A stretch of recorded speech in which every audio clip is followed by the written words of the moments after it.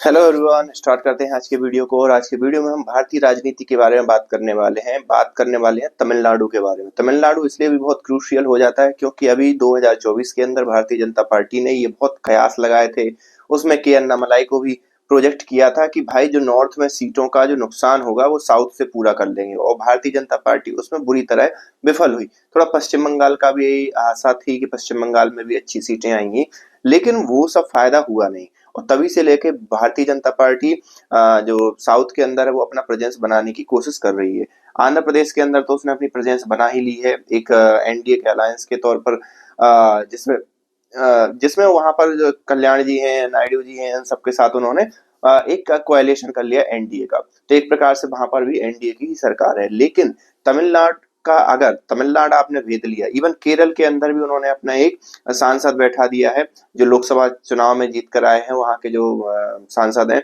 तो एक केरल में भी प्रेजेंस भारतीय जनता पार्टी की बनना स्टार्ट हो गई है। लेकिन यहाँ पर तमिलनाडु के अंदर भी भारतीय जनता पार्टी अपनी प्रेजेंस जमाना चाह रही है, और उसी का परिणाम ये था कि उन्होंने के अन्नामलाई को प्रोजेक्ट किया था, जो कि पहले आईपीएस ऑफिसर रह चुके थे।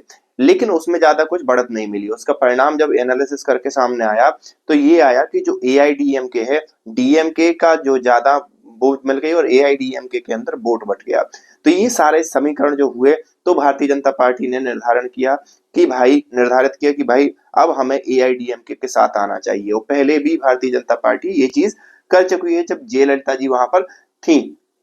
तो अभी एआईडीएमके और भारतीय जनता पार्टी साथ में आई है, जिसमें एआईडीएमके के जो मुख्य नेता हैं उन्हीं को मतलब मुख्यमंत्री के तौर पर प्रोजेक्ट किया जा रहा है।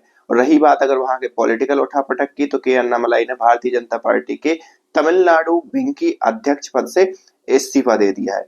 इससे कई कयास लगाए जा रहे हैं। एक तो ये कि क्या के अन्नामलाई को वहां पर सेंटर में बुला लिया जाएगा, क्योंकि कहीं ना कहीं एआईडीएमके भी इस चीज से बहुत शंकान्वित है, या खतरा फील कर रहा है कि अन्नामलाई से, कि भारतीय जनता पार्टी एक बार अपनी सरकार बना के कहीं उसका ही प्रभुत्व ज्यादा ना हो जाए।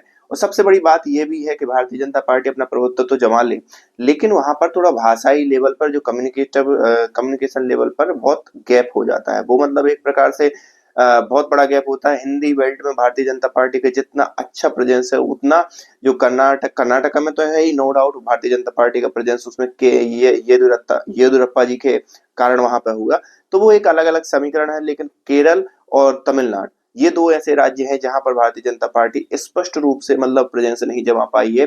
मुख्यतः उसका कारण ये भी है कि जो बहुत अच्छे नेता हैं, जो अच्छे वक्ता हैं, उनको तमिल नहीं आती। और उनको तमिल ना आने के कारण मलयालम भी लगभग तमिल से बहुत लगभग सेम है, नॉट एग्जैक्टली मैं ये नहीं कहूंगा, फिर भी लेकिन बहुत सा जो कॉन्सेप्ट है वो मलयालम में भी यूज होते हैं।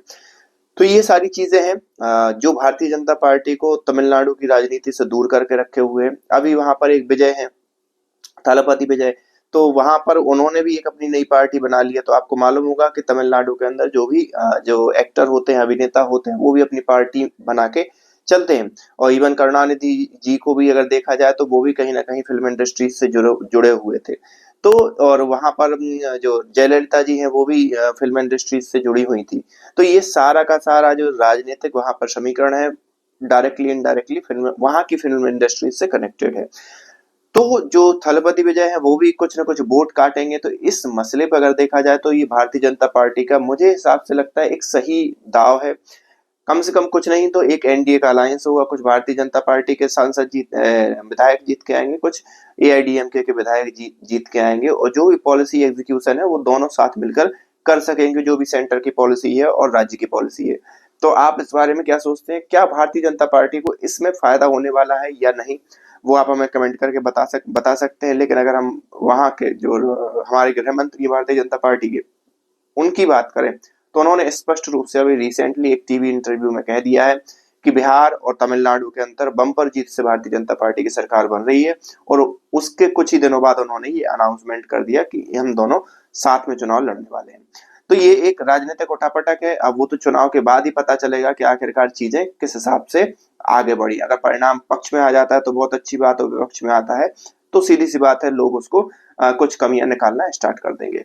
तो thank you for this video, और आप अपने जवाब और सवाल और विचार कमेंट में लिख सकते हैं। Thank you for this.